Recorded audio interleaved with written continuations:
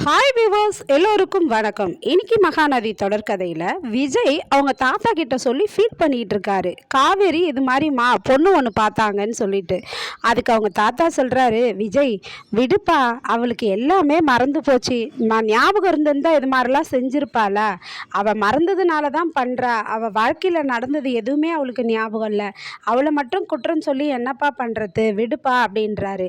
உடனே விஜய் என்ன சொல்கிறாருன்னா, சரி தாத்தா, நான் ஏற்கனவே அவளை கல்யாணம் பண்ணி நாங்கள் குடும்பமாக வாழ்ந்தது கொண்டது குழந்த இருக்கிறது எதுவும் அவளுக்கு ஞாபகம் இருக்க வேண்டாம், விட்டுருங்க. ஆனால் இப்போ நான் புது மனுஷனாக அவள் பின்னாடி சுற்றுறேன்ல, அவளுக்கு நல்லா புரியுது இல்லை, என்னை பற்றி எல்லாமே தெரியுது. அதுவும் இல்லாமல் நம்ம ரெண்டு குடும்பமும் ஒருத்தருக்கு ஒருத்தர் கல்யாணம் பண்ணிக்கிறதுக்காக ஆசைப்படுறோன்னு தெரியுது. நான் நேரடியாக நான் உன்னை கல்யாணம் பண்ணிக்க விருப்பப்படுறேன்னு சொல்கிறேன் தாத்தா. ஆனால் அப்போ கூட அந்த மரமண்டைக்கு புரியவே மாட்டேங்குது. நான் இதுக்கு மேலே எப்படி தாத்தா புரிய வைக்கிறது? அதை நினச்சா தான் எனக்கு கோபமாக வருது அப்படின்னு சொல்கிறாரு விஜய். அதுக்கு நடுவில் பேசிக்கிட்டே இருக்கும்போது கங்காவும் யமுனாவும் கால் பண்ணுறாங்க.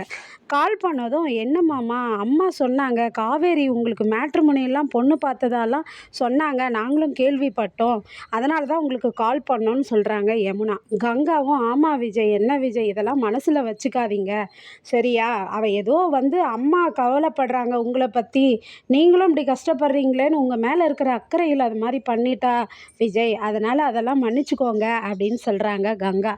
அதுக்கு சொல்கிறாரு விஜய், ஆமாம், உங்கள் தங்கச்சிக்கு ஃப்ரெஷ்ஷாக வேணுமா, அப்போ தான் அவள் லவ் பண்ணி கல்யாணம் பண்ணிப்பாலாம்.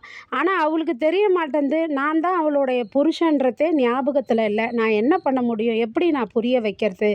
அதுவும் இல்லாமல் உங்களுக்கு அவள் எனக்கு பொண்ணு பார்த்த விஷயம் தானே தெரியும், ஆனால் அவளுக்கு நான் மாப்பிள்ளை பார்க்குற விஷயம் இன்னும் உங்களுக்கு தெரியாதுல்ல அப்படின்றாரு. என்ன சொல்கிறீங்க அப்படின்னா, உடனே விஜய் நடந்ததெல்லாம் சொல்கிறாரு. காவேரி மேட்ரிமோனியில் பதிவு பண்ணி அவங்களுக்கு மாப்பிள்ளை பார்க்க சொல்லியிருக்காங்க விஜய்ன்னு சொல்லிட்டு. அதுக்கப்புறம் யமுனாலாம் கேட்குறாங்க, ஏன் மாமா நீங்களாம் இப்படி பண்ணீங்க, பதிவு பண்ணீங்க, அவள் சொல்கிறானா நீங்கள் ஏன் இப்படி செஞ்சீங்கன்றாங்க. அப்புறம் கங்கா சொல்கிறாங்க, கவலைப்படாதீங்க விஜய், உங்களுக்கும் காவேரிக்கும் தான் நாங்கள் கல்யாணம் பண்ணி வைப்போம் அப்படின்னு சொல்கிறாங்க கங்கா. அதுக்கப்புறமா காவேரியை அவங்க வீட்டில் அவங்க அம்மா திட்டுறாங்க, என்னடி நீ அந்த தம்பிக்கு மாப்பிள்ளை பார்க்குறேன்னு இப்போ உனக்கு மாப்பிள்ளை பார்க்க சொல்லி அவரை கம்பல் பண்ணதா சொல்கிற, என்ன நினச்சிட்ருக்க நீ அப்படின்னு சொல்லி கேட்குறாங்க. அதுக்கு கேட்குறாங்க அவங்க அம்மா, ஏண்டி இது மாதிரி மாற்றி மாற்றி பொண்ணு பார்க்குறேன் மாப்பிள்ளை பார்க்குறேன்னு சொல்கிறீங்களே, ஏம்மா நீங்களே மனசு ஒத்து போய் ரெண்டு பேருமே கல்யாணம் பண்ணிக்கிட்டா என்ன அப்படின்னு சொல்லிட்டு கேட்குறாங்க. அப்போ காவேரி என்ன சொல்கிறாங்கன்னா, அம்மா இப்போ தானே நீ சொன்ன ரெண்டு பேருக்கும் மனசு ஒத்து போய் கல்யாணம் பண்ணிக்கினா என்னன்ட்டு, எனக்கும் அவருக்கும் மனசு ஒத்து போகல, அதனால் எனக்கு பிடிக்கல, எனக்கு அவரை பிடிக்கல, அவர் ரொம்ப ரஃப்பாக ஹேண்டில் பண்ணுறாரு, நேற்று என்னை கையை பிடிச்சி வாடி போடின்ட்டு என் கையை பிடிச்சி தரன்னு காரில் ஏற்றுறதுக்காக கூப்பிட்டு போகிறாரு, இப்படியெல்லாம் பேசுகிறாரு, அதனால் எனக்கு பிடிக்கலம்மா, அவரை நான் கல்யாணம் பண்ணிக்க விரும்பலை அப்படின்னு சொல்லிட்டு, தொப்பரு அவருக்கு எவ்வளோ பொண்ணுங்க பாரு லைக்ஸ் கொடுத்துருக்காங்க மேட்ரிமோனியில், பாருமா இத்தனைக்கும் நான் ஒரு கல்யாணம் ஆனவர் குழந்தை இருக்குதுன்னெலாம் சொல்லி போட்டும் அவரை லைக் பண்ணியிருக்காங்கம்மா அப்படின்னு சொல்கிறாங்க. விஜய் தம்பி நல்லவருடி, தங்கமானவருடி, அவருக்கு அதனால் நிறைய பொண்ணுங்க அவரை லைக் பண்ணுவாங்கடி அப்படின்றாங்க. அதுக்கப்புறமா என்ன பண்ணுறாருன்னா, விஜய் பாப்பாவை கூட்டிகிட்டு ஸ்கூலுக்கு போகிறாரு. ஸ்கூல் போகும்போது உடனே காவேரியும் போகிறாங்க. போகும்போது நீங்கள் கொஞ்சம் இறங்குங்க, நான் உங்ககிட்ட பேசணும்னு சொல்கிறாங்க. உடனே என்ன அப்படின்னு சொல்லிட்டு அம்மு பாப்பாவை உள்ள காருக்குள்ளே வச்சுட்டு ஏசிலாம் போட்டு பாட்டுலாம் போட்டு டோரை லாக் பண்ணிட்டு போகிறாரு.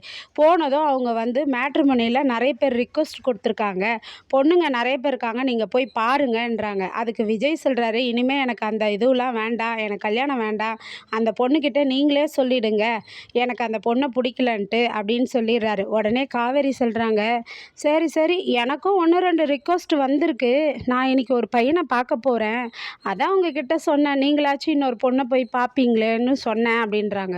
என்னது அப்படின்னு எந்த இடத்துல பார்க்குறீங்கன்னு கேட்குறாரு விஜய். அதெல்லாம் நான் உங்ககிட்ட சொல்ல மாட்டேன் அப்படின்னு சொல்கிறாங்க காவேரி. அப்புறம் இதை போயிட்டு விஜய் அவங்க அத்தை கிட்ட சொல்கிறாரு, இது மாதிரி காவேரி ஒரு பையனை பார்க்க போயிருக்கிறா அத்தை அப்படின்ட்டு. அவங்க அத்தை கோவப்படுறாங்க. இவ இந்த விஷயத்த பத்தி என்கிட்ட பேசவே இல்லையே! சொல்லவே இல்லையே மாப்பிள அதெல்லாம் அவளுக்கும் அந்த பையனுக்கும்லாம் செட் ஆகாது அப்டின்றாங்க. உடனே விஜய் கேட்குறாரு, "எப்படி அத்தை சொல்றீங்க? அந்த பையன நீங்க பார்த்ததே இல்லையே!" அப்படின்னு கேட்குறாரு. "நான் அந்த பையன பார்த்ததில்ல தான். அந்த பையன பத்தி எனக்கு தெரியாது தான். ஆனா எனக்கு என் பொண்ண பத்தி தெரியும்லப்பா. இவ பேசுற வாய்க்கும், வம்புக்கும் அவனுக்கு புடிக்கவே புடிக்காது.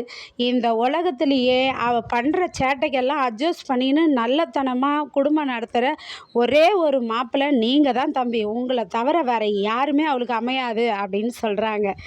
நாளைக்கு என்னென்னலாம் காவேரி பண்ணுறாங்கன்னு வெயிட் பண்ணி பார்க்கலாம். நன்றி, பாய்.